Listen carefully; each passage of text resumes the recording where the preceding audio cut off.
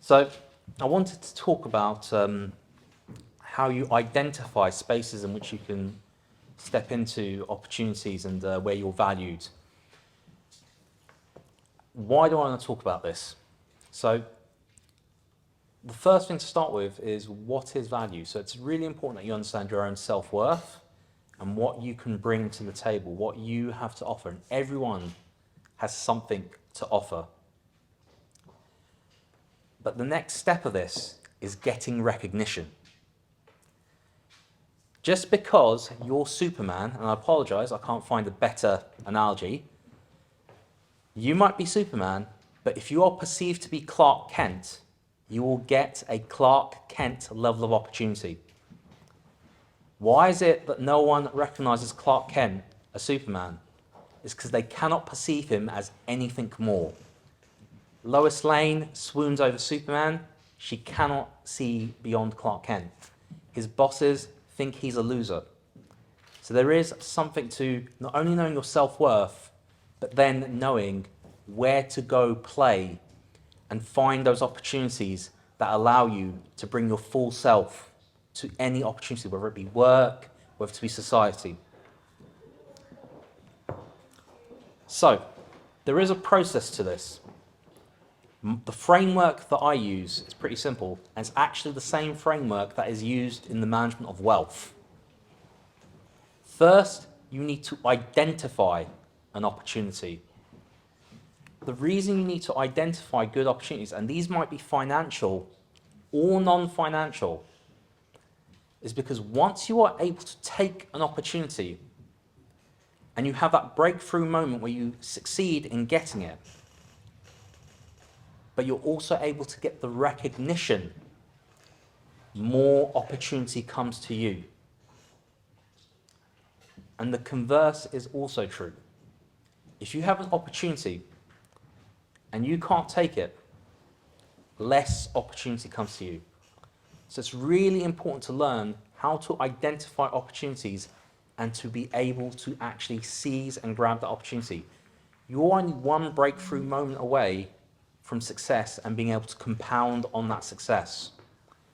And it might not be the opportunity that you always want, but if it allows you to progress a small amount, that shouldn't stop you from limiting your vision. You just see it as the stepping stone to the next bigger opportunity. So first you have to identify opportunities. The next part of that equation,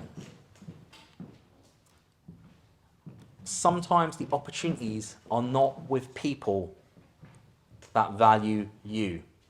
So you need a toolkit to help you in dealing with these people. There is a toolkit that's existed for 2,300 years from Aristotle, the Greek philosopher. It's the art of rhetoric. If you study marketing, this toolkit continues to be used today in its various forms. And the three most important elements of this are logos, ethos, and pathos. Logos. Does it logically make sense? Is there something there that people can understand? Next, pathos. What is the emotions or the psychographics? How do those people think that audience believe? So believe it or not, today here is a common psychographic that all of you should take advantage of.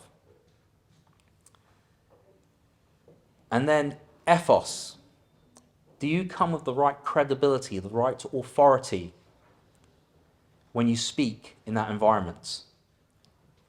And if you don't have that authority yourself, you borrow the credibility. Today, I stand here on a platform that's existed for 10 years. I am actually borrowing credibility. I have been put on the stage by saying that is a persistent event. So you should think about that. When these three are brought together, only then do people actually receive the kairos, the message. So this toolkit has been used for thousands of years. In fact, the fact that Aristotle wrote it down 2,300 years ago, he's not the inventor of it. There's evidence that this has been around for 14,000 years. So this is a toolkit that you need to learn to master if you want to persuade and influence people. The last part of this equation, even if I give you this toolkit,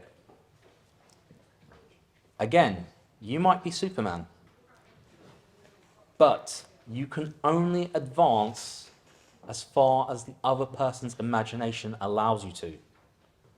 So sometimes you have to give what I call a Maya answer to the solution.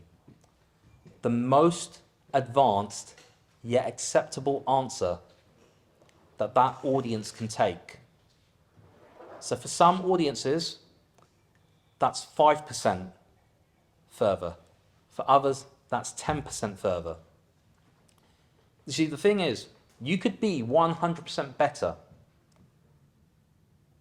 but when you talk to someone else, you need to speak their language. You need to be accepted in their terms. So you can only ever push the needle so far. And if you're too new, they'll think you're weird. The example I'll give you is the ergonomic chair. All of the chairs that you're sitting on are regular chairs. If you work in an office, you'll get a slightly more ergonomic chair. But a truly ergonomic chair does not look like the chair that you are sat on at all. It's just too different.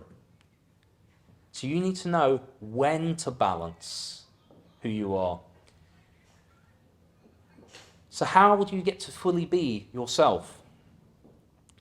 Well, first you need to get the opportunities to build some reputation. So to some extent, you need to play other people's game and be accepted. But then once you have some influence, you need to share that with others. And you need to work with an organization or a group of like-minded people. You need to network with a group of like-minded people. So I would encourage you all today to think about how you can use something like this platform, Divas of Colour, to meet and advance an idea that you want to take further, how this group can help you. There's probably someone in the room that has an opportunity that will help you take your idea one step further. Thank you.